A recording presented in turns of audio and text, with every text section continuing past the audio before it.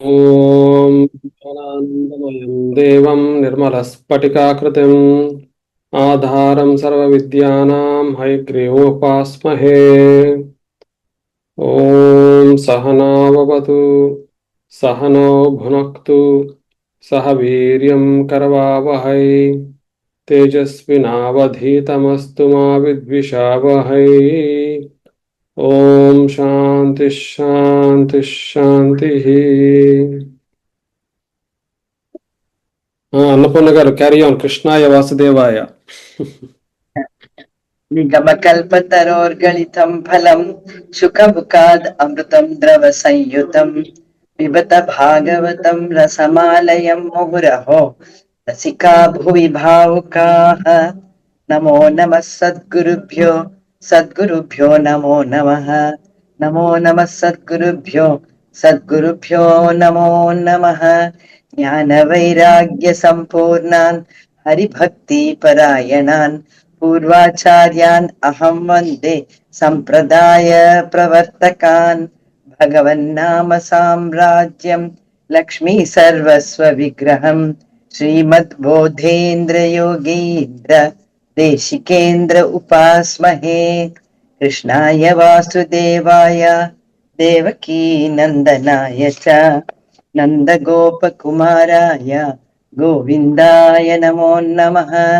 योगीन्द्राय नमस्तस्मै शुकाय ब्रह्मरूपिणे संसार सर्पदष्टं यो विष्णुरातं मुमुच्यत।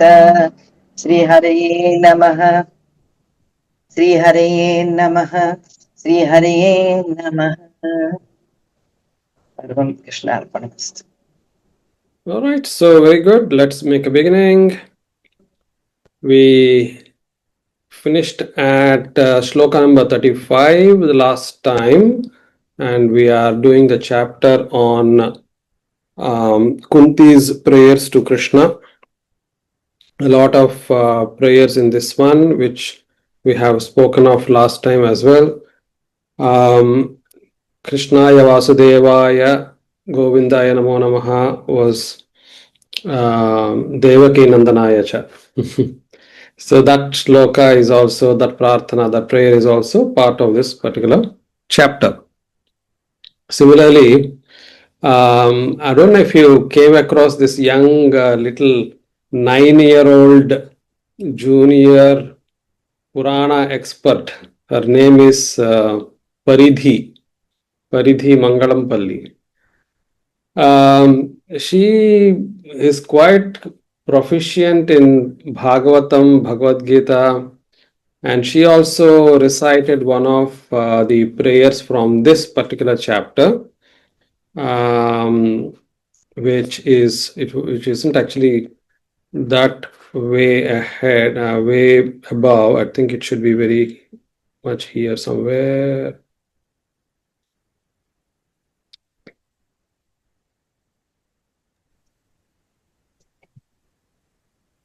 Following Krishnaya Vasudevaya, there is one. That one. Namah Pankajanaabhaya. Namo Pankajanaabhaya. Namo, yeah, read it out. Namo Pankajanaabhaya. Namah Pankajanaabhaya. Namah Pankajamaline. Namah Pankajanetraya. Namaste Pankajangraye. So, Namo Pankajanaabhaya, the one who has a lotus coming out of his navel. Namo Pankajanetraya, the one whose eyes are like lotus petals. Namo Pankajangraye, the one who has whose marks of his feet are lotus-like. And then there's Namo Pankaja Malini, the one who is garlanded with lotuses. So anyway, so lots of prayers like that, and we'll proceed. Shrunvanti gayanti grunantyabhikshanaha abhikshnashaha smaranti nandanti tavehitam janaha tave ta eva pashyantyachirena tavakam भवप्रवाहो परमं पदाम्बुजम्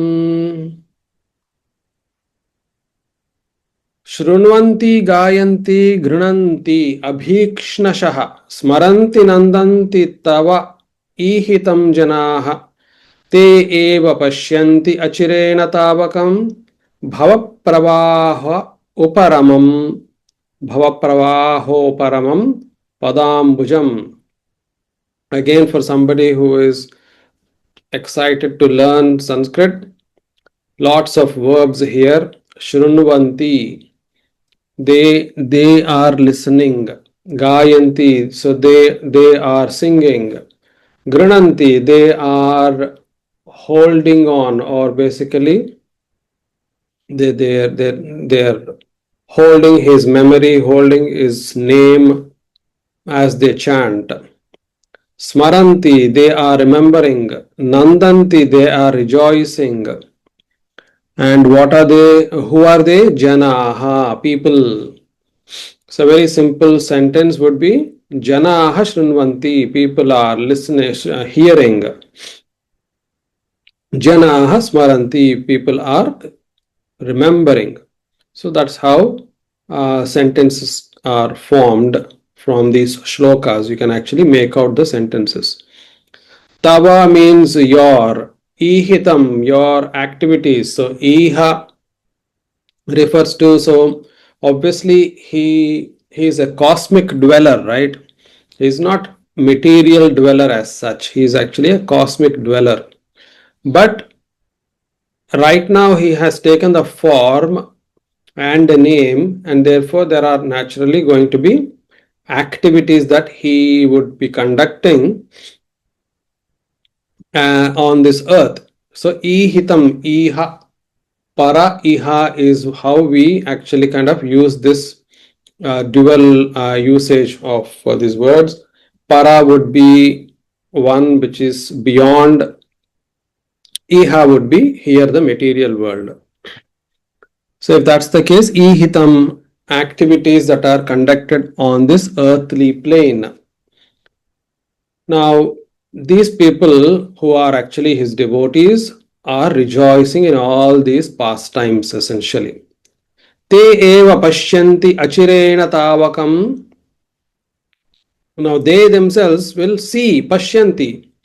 Te pashyanti, they will see, or they see. It's actually present tense. Achirena, very quickly, very soon. Tavakam, your bhavapravaha uparamam padambujam. They will see your padambujam. They will see your abode of lotus, the lotus abode, which would be something which will curtail the material existences which keep on repeating here. Bhava pravaha. So pravaha would be a flow, material flow, so that we are caught in the material flow. It's never ending, and we don't know how to rescue ourselves when we are being kind of taken along with the rapidly flowing river waters, right? We just can't, we don't have a control of it. We just kind of are not even thinking, we don't even have a plan in mind, we're just getting on carried away so quickly. Apyadhyanastvam swakrite hita prabho जिहाससि स्वित्सुहृदोऽनुजीविनः येषां न चान्यद्भवतः पदाम्बुजात् परायणं राजसु योजितां हसाम् अपि अद्य नः त्वं स्वकृत इहित प्रभो जिहाससि स्वित्सुहृदः अनुजीविनः येषां न च अन्यत् भवतः पदाम्बुजात् परायणं राजसु योजितां हसाम्. The earlier shloka was a lot more easier compared to this one because it was simple Sanskrit there. However, we can still go through this with some help if needed later on. Api, adya, api means also. So continue in continuation from the earlier shloka. Api, adya, today. Naha, us. Tvam, you. So that doesn't, if we put them together and try and make sentence, it won't come. So we'll see anyway. Svakrita ihita, He Prabhu. He Prabhu would be a vocative case. O Lord. Jihasasi, that is the verb. Now that verb basically goes along with tvam, you. So, tvam svakrita ihita jihasasi is the sentence there, which basically means that you yourself have been doing your own activities. You are doing your own activities. Now, we'll look at the other sentence here, which would be Svitshrudaha Anujivinaha vayam smaha. We have to add smaha as the verb. But you are just doing on your activities, and we are your dear ones. We are your friends. Suhrudaha. Anujivinaha, and dependents also. Jivanam would be living. Anu is whenever anu is added, it is following. So we are following you as we live, which means dependence. So naha vayam, we are your friends and dependents. Yesham, whose nacha anyat bhavataha padambujat parayanam. And for these who are us, basically, we don't have anybody else except your own lotus abode. And then on top of it, we are also, it's the life of the warriors, right? And the king, just as Yudhishthira is now seeing himself to be the king of Hastinapura, she's already saying that there are enemies who are going to be attacking us. So that's the life of a king, I guess. There is the peace and stability is transient, or at least they should be always alert. So that's essentially what she's saying. You are somebody who we are dependent on. We are your friends, and on top of it, we are also going to be attacked by other kings. In a sense, basically, she's expressing her apprehensions what will happen to us if you're going to leave. Kevayam nama rupabhyam yadubih saha pandavaha bhavato darshanam yarhi ऋषिकानाम iveshituhu केवयं नामरूपाभ्याम यदुभिः सह पांडवाः भवतः अदर्शनं यर्हि ऋषिकानाम इव ईशितुः नामरूपाभ्याम, name and form. Always remember, of course it's not in this context, the absolute Parabrahman is nameless, formless, and that is what is the absolute truth. And then it manifests, and when it manifests, naturally there will be a name and a form. But that's not the context here, but I think we will, because it came across, I just mentioned it. However, here essentially what they're saying is Ke Vayam, who are we? Namarupabhyam Vina. So we'll have to add Vina, which means without. And whose, I think I think it could mean two, but one, let us say, is without you being there, who are we at the end of the day? Or the second thing is, without you, we don't even have a name or a form. So either way, it is kind of basically saying that without you, we are nothing. Yadubihi saha pandavaha. Even we, ke vayam pandavaha. Who are we, the Pandavas? Without you, we are nothing, basically. Yadubihi saha.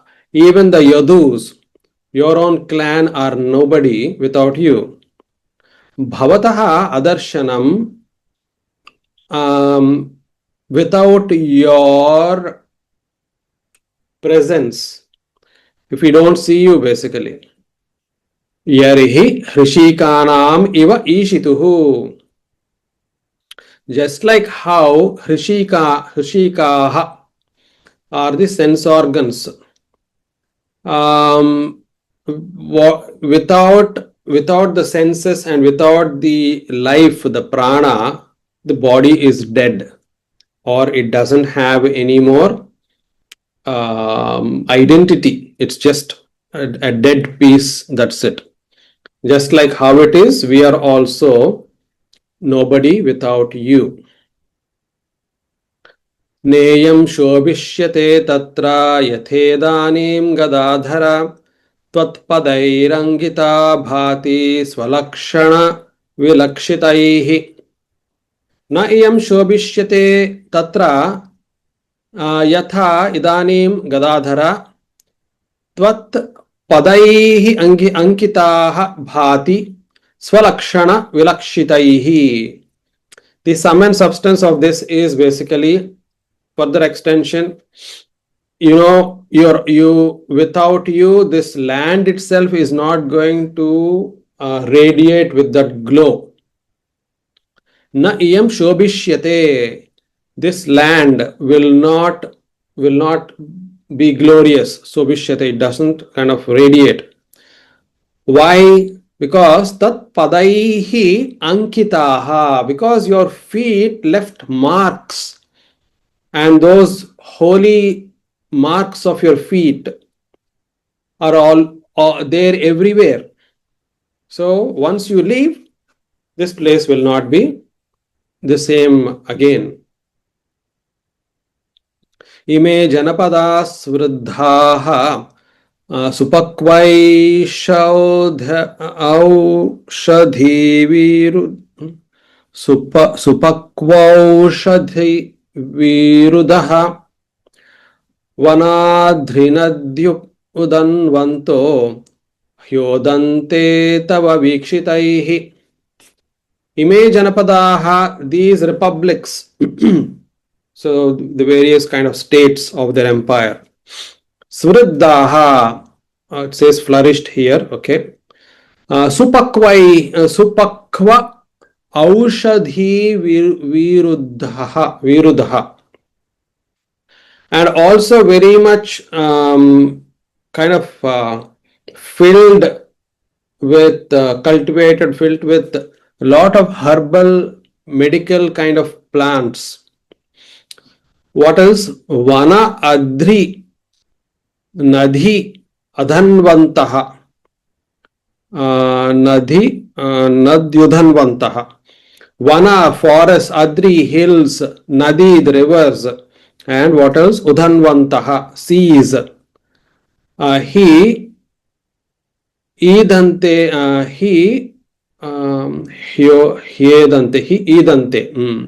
idante tava vikshitaihi. They have all been flourishing as well, all these rivers, forests, hills, with your presence. Atha vishvesha vishvatman vishvamurte swakeshu me sneha pashamimam chindhi dridham pandushu vrishnishu. Atha, and therefore, Vishvesha, hey, the Lord of the universe. Vishvatman, hey, hey, the very essence, the soul of the universe. Vishwamurte, hey, the very personification in the form of the universe. Swakeshu, Pandushu, Vrishnishu, they all go together. Swakeshu, Pandushu, Vrishnishu, in my Pandavas, and the Vrishni clan that I come from, essentially the same clan as Krishna that Kunti comes from, she says. Mama, my snehapasham imam drudham chindi. Please cut. Tvam chindi, you cut this very strong, friendly bond. That's the literal translation. Essentially, it is a bondage with my attachments to, attachments with my family and clan and so on. Please just break it for me because I want liberation. She's done enough of whatever she had to do. The next chapter, actually, Bhishma talks about how when very young, Kunti lost her husband and had to raise her 5 sons, 5 in the sense, her parent, and what's her name? Kunti's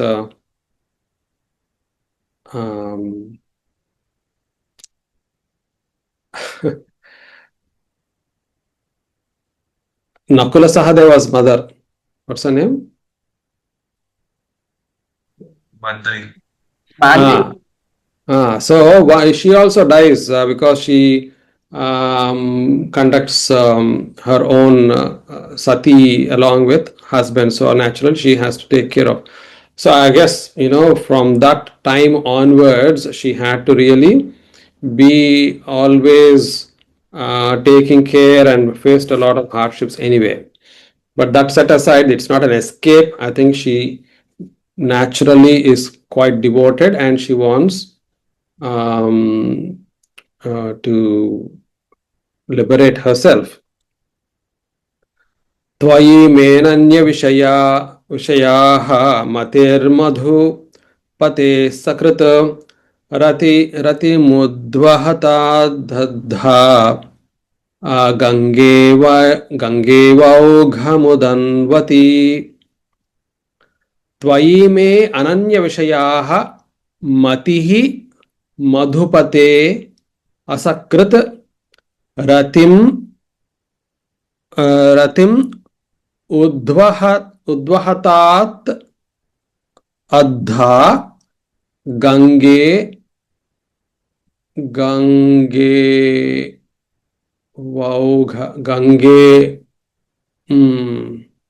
Augham is there. Gangeva, maybe Gangaiva, right? So Ganga iva augham udhanvati. Twayi, in you. Twayi means in you. Mama, me. My. Ananya vishayaha matihi. Madhupate asakrit. Hey Madhupate.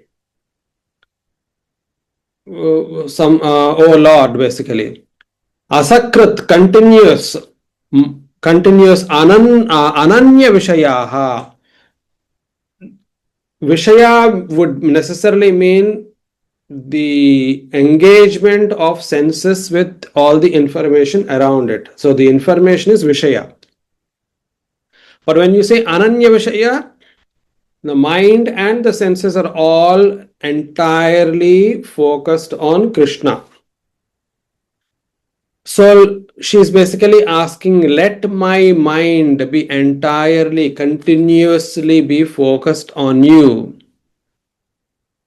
In you, Twayi matihi mama asakrit ananya vishayaha bhaveyuhu bhavet is what basically she's saying. Ratim Ratim Udvahatat Adha Ganga Iva Ganga Iva Augham Udanvati. So just like how the waters flow from the various rivulets into Ganga, essentially their entire focus is on Ganga. They're basically meeting completely surrendering into Ganga in a way. Similarly, let my love, let my affection, Ratim, let it be also towards you entirely. Okay, attraction is what is given here. It could be affection, love. Ocean అండి. Augham is the ocean. Like Ganga reaches the Augham is the ocean. Ganga reaches the river. Okay. Ganga Ogham Udanvati. Okay. Augham. So looks like it is like how Ganga is actually flowing towards the sea. Okay. Shri Krishna Krishna Sakha. Shri Krishna Krishna Sakha. Vrishnusha Bhavanigdrigh Rajanya Dahana Apavargavirya Govinda Godvija Surarti Haravatara Yogeshwara Khila Guru Bhagavan Namaste. A lot very nicely packed another prayer here. Shri Krishna, hey Shri Krishna, his name. Krishna Sakha, hey Krishna Sakha, oh dear friend of Arjuna. Vrishni Rishabhava Nidhrug. Again, that is also a vocative case. Vrishni naturally being his clan. Rishabha would be a bull. But it's we'll come to it. I think it's a longer vocative case than that. Let's say Rajanya Vamsha Dahana Anapavarga Virya. I think we'll have to take help here because I think the vocative case basically says the one who actually destroys all the kings, I think. Vrishni, hey Vrishni, okay, hey Vrishni, or the descendant of the Vrishnis. Hey Rishabha, okay, or the chief or the bull, Rishabha. Hey Avanidhruk Rajanya Vamsha Dahana. So that is the one vocative case here. Hey Rajan, Avani Dhruk Rajanya Vamsha Dahana. The one who annihilates all those enemies or the mischief mongers of the earth. Anapavarga Virya Govinda. Hey Anapavarga Virya. Okay, the one who does not deteriorate and is full of power. Hey Govinda. Hey Godvija. Surarti Haravatara. All these are vocative cases basically. Godvija. Surarti Haravatara. So one who is a protector, the one who has taken the avatara, come in a personified form to help protect cows, brahmanas, surarthi, and then who are, I think basically, let us see, surarthi here means, sura, only sorry, sura. Sura, so protector of the gods. Arthi, the ones who are actually kind of worshipping you in distress. Haravatara, and you dissolve all their problems. So the one who is protector and protector, let us say, of cows, brahmanas, devatas, and the vulnerables. Yogeshwara, hey Yogeshwara, the one who is, you are the best among all the yogis. Hey Akila, the one again who is the oneness, the vast oneness. Hey Guru, the Guru. Hey Bhagavan, Namaha Tubhyam. So ultimately, the entire shloka is just one sentence, one small sentence. If it was to be done this way, what is that? Namaha Tubhyam, that's it. To you, my salutations. That is the only sentence. The rest is all vocative cases. The other way, Namaha Tubhyam has been used elsewhere is if we add things like Krishnaya Tubhyam Namaha. So that is also one of the prayers that we do normally have. Or earlier, for instance, we had Annapurnaji recite Krishnaya Vasudevaya Devaki Nandanaya Cha Gopa Gopa Kumaraya Govindaya Namo Namaha, something like that, right?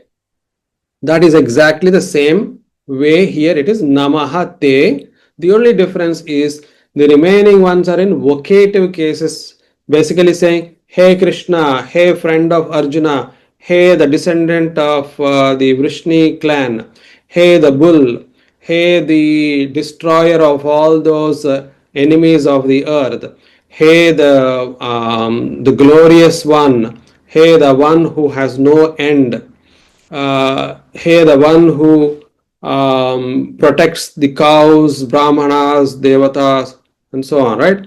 So it's all hey, hey, hey, you, to you, my salutations. Whereas the earlier one was Krishnaya, Vasudevaya, Go, Devaki, Nandanaya. So all those endings always remember is Yeah. to you, to you, to you. Krishnaya to Krishna, Vasudevaya to Vasudeva, Namaha, salutations. There are so Okay. many exclamations, that's why I suppose. The exclamation mark, vocative, so the exclamation mark is given Yeah, in in my this one it is not given, but you can put, basically in English you can put Hey Krishna, oh, all those obviously will come with exclamation marks. In Sanskritam you don't have that, it is just understood. this Akhila Guru Bhagan Namaste is Gajendra's prayer too. Okay. Akila Guru Bhagavan Bhagavan Namaste. Namaste. But then, if you split it up, it has nothing specially to do with Gajendra. It So, would be generally just the a all prayer. those attributes. Suta uvacha prithayetham kalapadaihi parinutakilodayah mandam jahasa vaikuntho mohayanniva mayaya. Now, interestingly, we really don't know what Krishna would have said in reply to all those prayers that Kunti has made, but here in this shloka, it just basically says he smiled and he basically smiled. That's it. Prithaya ittham kalapadaihi. Prithaya by Pritha, by Kunti. Idam kalapadaihi, with all these words basically. Parinuta khila akhilodayah. Parinuta akhila udayah. So that will be his adjective here. Mandam jahasa vaikuntaha. Again, that is his name, Vaikuntaha. He is the Vaikuntaha. Mohayan iva mayaya. The one who was charming. Mohayan would be enchanting, yes. That enchanting Krishna, who here is called Vaikuntha, Mayaya, through his Maya, he and that is how he enchants basically. Mayaya Mohayan Iva. Mayaya Mohayan Iva, as if he was enchanting them all through Maya. Mandam Jahasa, he just smiled gently after having been spoken to in those words by Kunti. ताम्भाडमित्युपामन्त्र्य प्रविश्य गजसाह्वयम् स्त्रियश्च स्वपुरं यास्यन् प्रेम्णा राज्ञा निवारितः. Things have moved very quickly here. Not much is said about his reply. He smiled and then tam bhadam iti upamantriya. Probably that is all about the gist. He's possibly spoken some things. Pravishya Gajasahvayam. Then he entered Hastinapura palace, I guess. Gajasahvayam. He entered into some palace. Striyascha, to there were women there, the royal women. Swapuram Yasyan Premna. So, as I said, things are moving very quickly suddenly. So, he had smiled and basically bid goodbye to Kunti. He's bid goodbye to so many of the other royal women in the Hastinapura palace. And just as he was preparing to go to his place, Swapuram Yasyan Premna Rajnya Nivaritaha. Rajnya Yudhishthira Nivaritaha, he stopped with love. He stopped Krishna from going.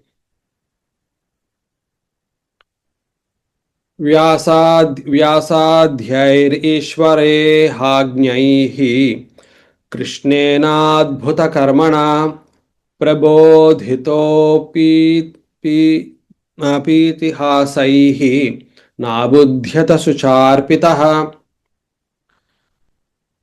Vyasadhyaihi, Vyasa, sage Vyasa and others by them. Ishwarehajnaihi, I'm not too sure who is being referred to here. Naturally, Ishvara would be God, but I'm not too sure if Ishvara here is a king. In the description here, Ishvara is being mentioned as God.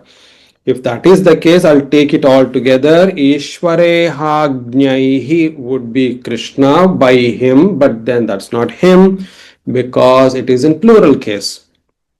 If it is in plural case, I'm not too sure who that is being referred to. But some wise people, I would assume. Then Krishnena, by Krishna himself. Adbhuta Karmana. Now he is not just a normal Krishna, is he? He is Adbhuta Karmana, the one who has, who does magnificent acts, extraordinary. Nobody can comprehend. By him, by that one who does those acts, that is Krishna himself. Prabodhitaha. So this Yudhishthira has been taught, prabodhitaha, taught, basically, or consoled in a way, by Vyasa and the likes, and various other wise people, as well as Krishna. Api itihasaihi, interesting. Also taught by the histories. Itihasa. Now, what do we know of Itihasa? Itihasas are often considered to be Ramayana and Mahabharata alone. But if Itihasa is being mentioned here, it's not just them two. We don't know a lot of other Itihasas which have existed before that. Understandably, they were known then, but we don't know them. So just as has been taught by through the historical lessons as well, abudhyata shucharpitaha, he still somehow was kind of disturbed. Abudhyata shucharpitaha. Aha raja dharma sutaha chintayan suhridam vadham Prakrutenatmana vipraha snehamohavasham gataha. Aha spoke. Who? Raja. Which Raja? Yudhishthira, Dharmasutaha. He is the son of Yamadharma Raja, as is said. So, Raja, Dharmasutaha Raja, aha. How? What else? Chintayan, the one who was thinking or one who was worried, one who was ruminating in a way. Suhridam Vadham. What was he worrying about? Suhridam Vadham. So he was actually worrying and ruminating about the death or the killing of his various friends. Not friends necessarily. Suhrudam would be his dear ones. Prakritena atmana vipraha. Okay. Prakritena atmana. He was actually thinking with a very worldly kind of mental state is what we can say. Why is it being referred to as Prakritena Atmana? Because he is much wiser than that. He can actually transcend the very silly earthly matters. But he's come down to that level in a way to say that when somebody is really kind of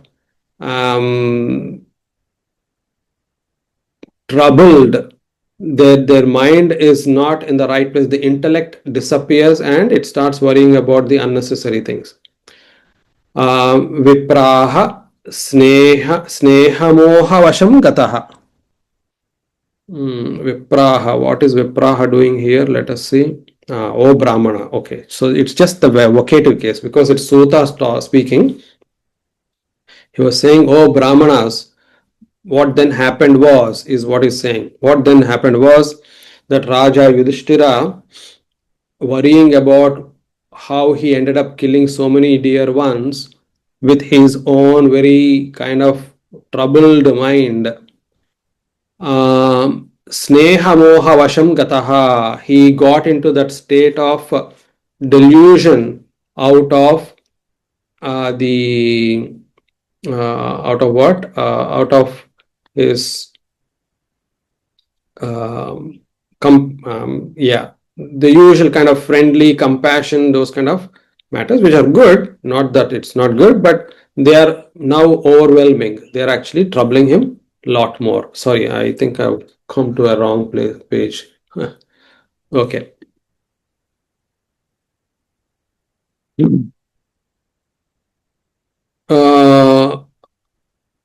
Then where are we going? Next shloka.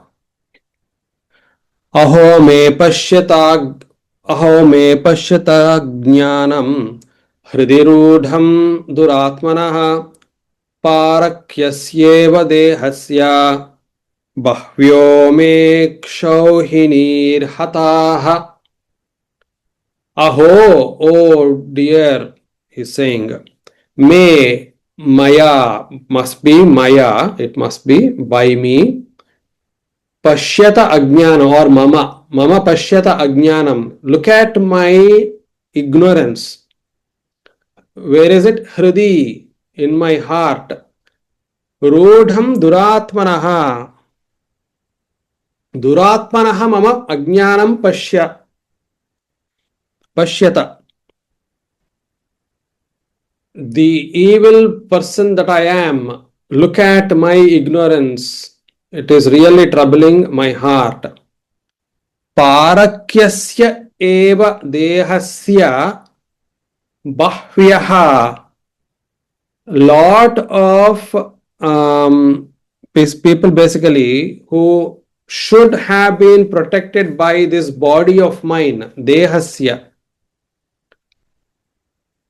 Mama akshauhinihi hataha. A lot of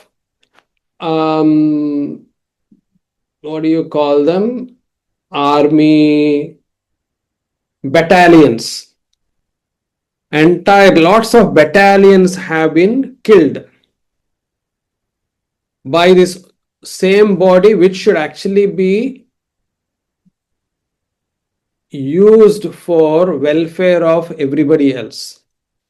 So he's turned his logic upside down, and it's very interesting because Arjuna has already done that, requiring Krishna to teach Bhagavad Gita, and this brother of his is in the same mode now at a different state. What does it mean?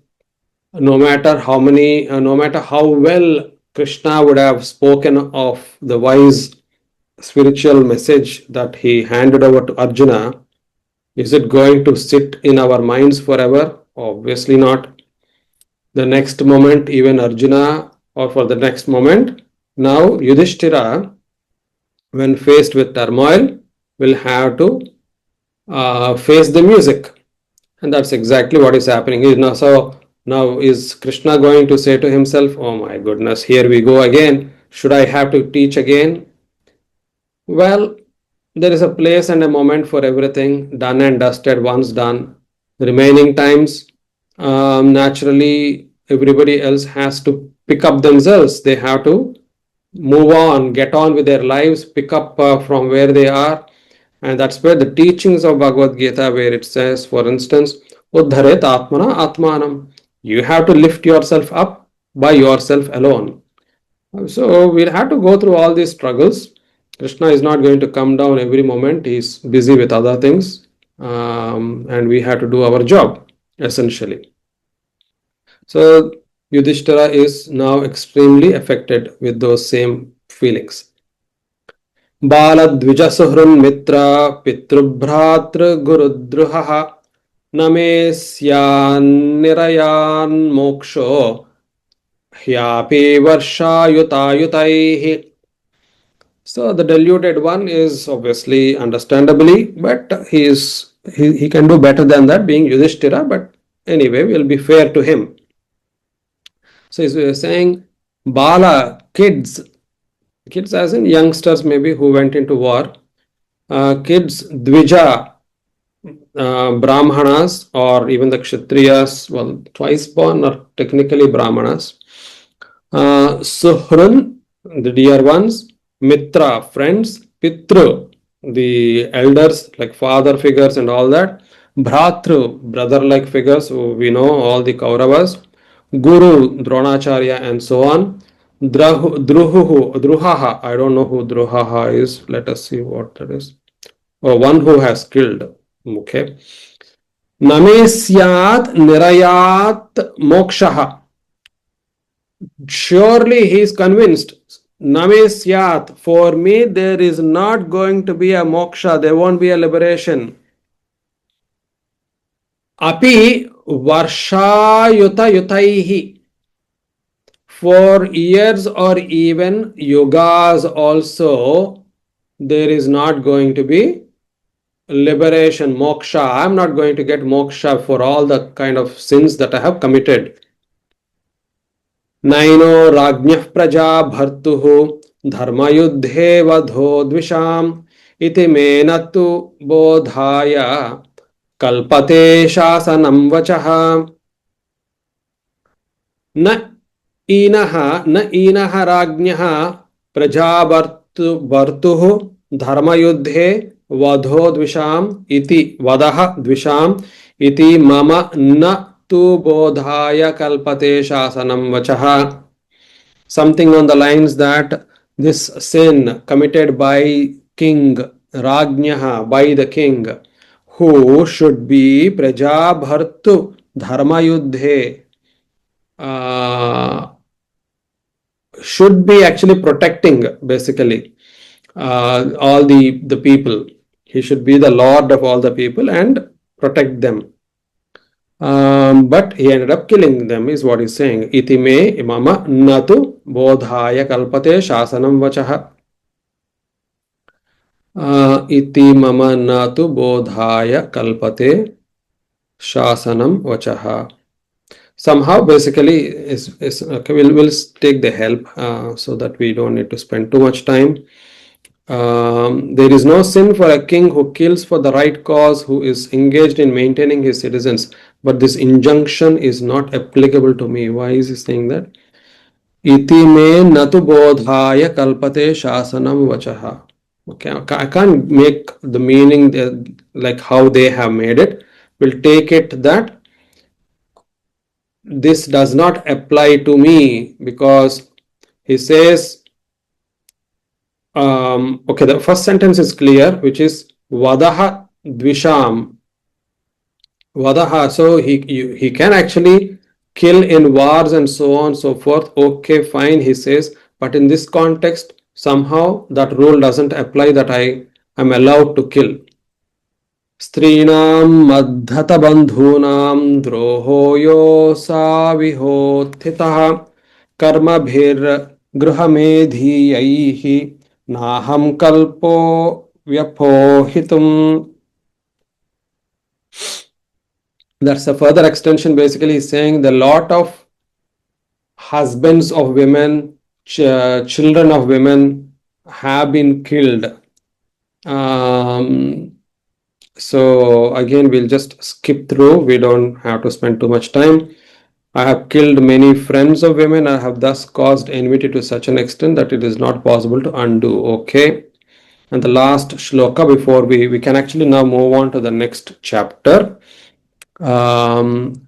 यथा पंकेन पंकाम्बः सुरया वा सुराकृतं भूतहत्यां तथैवैकां न यज्ञैर्मार्ष्टुमर्हति. Just like how mud cannot be used to clean mud, just as wine cannot be used to, or just as mud cannot be used to purify what has been made dirty by it. Yeah. Just as wine or alcohol cannot be used to purify something which has been contaminated by it. Similarly, now this is an interesting point. Essentially, it gives us an insight into what in those days yajnas were like. In yajnas, animal sacrifice used to take place in those days, and thereafter, possibly after, by the time Buddha came, the animal sacrifices stopped for majority of the most of the time. Most of the yajnas stop doing animal sacrifices. That's possibly a historical understanding I have. So in this one, he's saying, Bhuta hatyam tatha eva ekam na yajnaihi marshtum arhati. Bhuta hatya. Bhuta would be living creatures, which includes men and women and so on. So humans basically. Now, fair enough, we can atone the sins by performing yajnas. But the yajna at the end ends up having animal sacrifice. So what's the point in trading, one with the other? At the end of the day, it is still similarly kind of tainted. The blood that I am trying to atone myself from, the blood stains, I'm going to kill animals and lead to the same. So, and how do we surely know? Somebody may say that, oh no, I don't think in here yajna would possibly mean animal sacrifice, but it's, I think, quite clearly apparent there. Just as mud can't be used to clean something which has been made dirty by it, just as alcohol cannot be used to purify something which has been contaminated by it. Similarly, we have to take blood can't be the one to purify the blood stain. So that is how we need to understand this. So that completes this particular chapter. Before we move on, anybody wants to say anything or ask anything?